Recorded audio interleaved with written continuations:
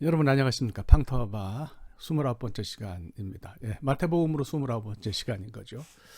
오늘은 마태복음 7장 21절부터 27절까지 말씀 여러분들과 함께 같이 생각하도록 그렇게 하겠습니다. 셀폰 볼륨을 좀 낮춰야 되겠어요. 전화가 오면 곤란하니까요. 기본적으로 2시간에 걸쳐서 이제 공부를 하도록 하겠습니다. 전체적인 주제는 순종인데요. 오늘 첫 번째 시간이고 7장 21절부터 23절까지를 다루겠습니다. 순종이 뭐냐? 원칙에 대해서 생각을 좀 하겠고요.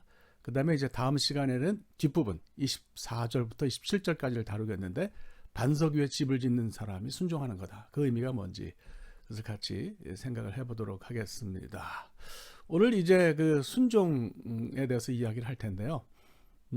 순종하는 행동이죠. 행동이 구원의 전제는 아니라는 것을 우리가 머릿속에 넣고서 이 말씀을 생각해야 될 거예요. 그렇지 않으면 이제 좀 헷갈릴 수 있는 거죠. 자, 하나 묻습니다. 왜 우리가 순종해야 합니까?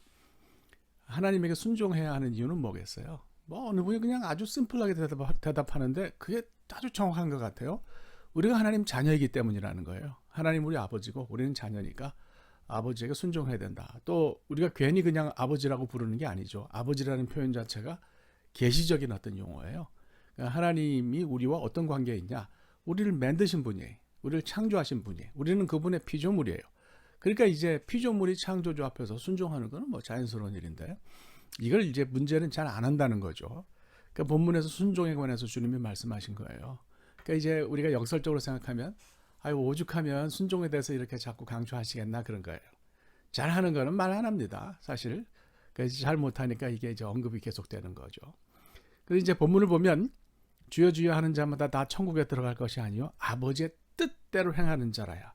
그러니까 순종하는 자라야 천국에 들어간다 이렇게 얘기합니다. 좀 헷갈리기도 합니다. 믿기만 하면 다 천국에 들어갈 거라고 그렇게 하셨는데 여기서는 순종하는 자라야 천국에 들어갈 거라고 그러셨잖아요. 이거는 그러면 바리새인들의 어떤 유대교 신앙이 바른 거다 이렇게 말씀하신 건가요? 그거는 아니에요. 그건 아니고요. 우리가 구원은 믿음으로 받아요. 믿음으로 받는데 믿는 사람은 그 열매가 순종으로 반드시 나타나게 되어 있다 이런 말씀이에요. 그러니까 순종이라고 하는 것은 믿음의 증거고 결과예요. 순종하는 사람이 제대로 된 믿음을 가지고 있다 이렇게 말씀을 드릴 수 있는 거죠. 이런 거예요. 어떤 고등학생이 한국에서는 수능, 미국에서는 SAT인데 이 시험을 쳐서 만점을 받았다. 그런데 3 더하기 5는 얼마냐? 이런 그 질문에 대답을 못한다 그러면 이게 말이 되는 얘기냐 이거예요. 구원을 받았으면, 믿음으로 구원을 받았으면 그것이 그 믿음이 행동으로 드러나야 되는데, 이건 안 드러나면서 나는 구원받았다 이렇게 말하면 그 구원은 가짜다 이렇게 우리가 말씀드릴 수가 있습니다. 순종하면 어떤 결과가 옵니까요? 힘이 생겨서 아주 놀라운 일을 하죠. 하나님이 순종하는 사람에게 일을 맡기고 그 일을 할 수 있도록 능력도 주세요. 그래서 순종하면 우리가 이 과정에서 이전에 갖지 못했던 힘도 경험을 하고 그런 힘도 또 가질 수가 있습니다. 그런데 이제 우리가 기억해야 될 게 있어요. 이렇게 힘을 가지고 놀라운 일을 하는 사람들 가운데 기독교 신앙과 관계없는 사람도 있습니다. 기적이나 인상적인 일, 놀라운 일을 한다고 해서 그런 힘과 능력이 다 하나님에게서부터 오는 건 아니에요. 이적이라든지 사람의 병을 치유하는 그런 능력 같은 거는 사실 예수님 믿는 사람에게만 있는 건 아닙니다. 예수님 이전에도 그런 능력을 가진 사람들이 있었고, 하나님과 관계없는, 하나님 믿지 않는 다른 종교를 믿는 사람에게서도 흔히 봅니다. 기록을 보면 고대 이방 종교의 주술사들이 하던 일이 주로 병치료였잖아요. 오늘날로 치면 일본 창가 학교죠. 남묘호랭개교. 거기 가면 감기 같은 거 잘 나요. 그런 거나 불교에서도 여러 가지 그런 거 치명합니다. 심지어는 회교에서도 병을 치료하는 그런 역사가 있는 것을 봅니다. 그러니까 우리가 오해하지 말아야 될 것은 기적이나 병 치료는 기독교만의 것이 아니에요. 이건 기독교의 특징일 수도 없습니다. 하나님께서 우리에게 기적을 주시는데 그것 자체가 목적이 아니고 복음을 전하는 것이 목적이에요. 그러니까 복음을 전하는 방편으로 기적과 치유를 사용하실 수는 있어도 그것이 목적은 아닙니다.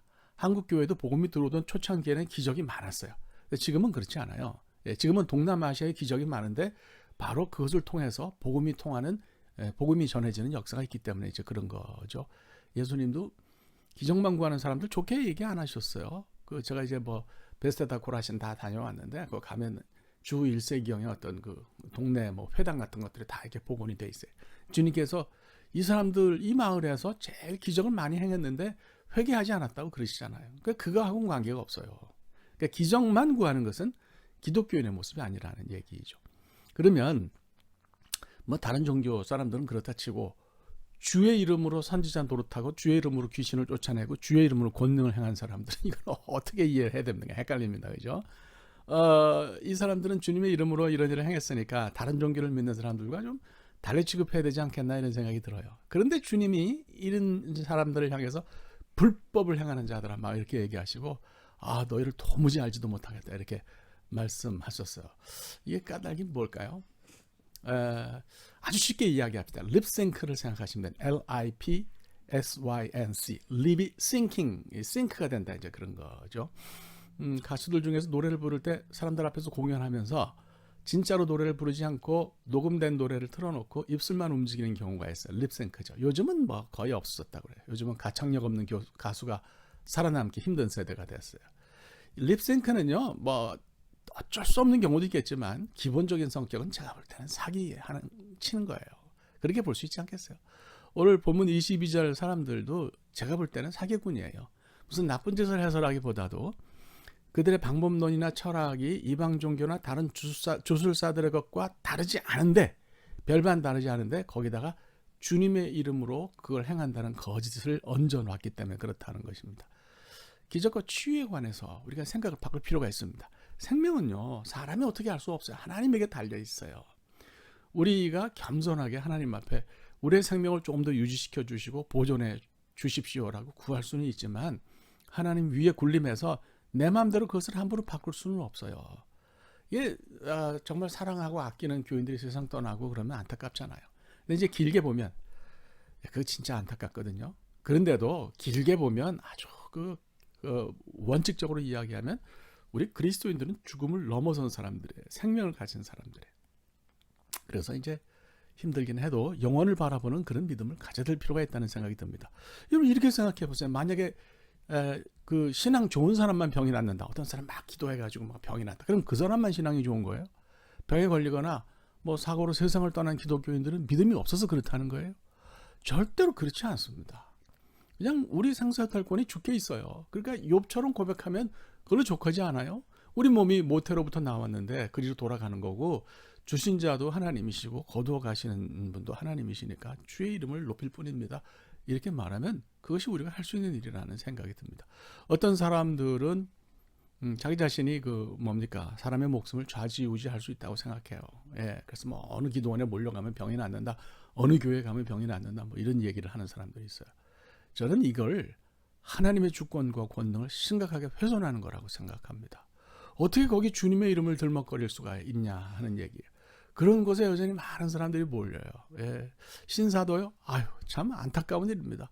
왜 우리가 말씀대로 하나님을 믿지 못하는지 안타까워요. 생각해보면 사람의 방법으로 여러 가지를 하면서 거기 주님 이름 붙이는 경우가 뭐 이건 말고도 많이 있어요. 치병도 그렇지만 과거 역사를 보면 전쟁하면서 하나님 이름으로 뭐 그거 하는 경우도 있고 사람을 죽이면서도 주의 이름으로 하는 경우가 있었어요. 이건 아주 제가 볼 땐 잘못된 거죠. 신앙생활 하면서 행동 자체만 놓고 나만이 홀로 올바로 믿는다 이렇게 생각하면 아집이고 독선입니다. 이거 우리가 좀 버려야죠. 다른 사람의 신앙은 우습고요. 내 것만 진짜라고 생각하면 그건 주님이 그건 인정하지 않았어요. 나는 너 같은 사람 난 잘 모른다 이렇게 얘기하실 거예요. 겸손하게 그저 주님의 뜻인지 아닌지 우리가 잘 살펴보고요. 그 다음에 주님의 뜻을 구하고 내 뜻과 내 생각과 달라도 주님의 뜻이 그러면 순종하고 따라가는 것이 순종입니다.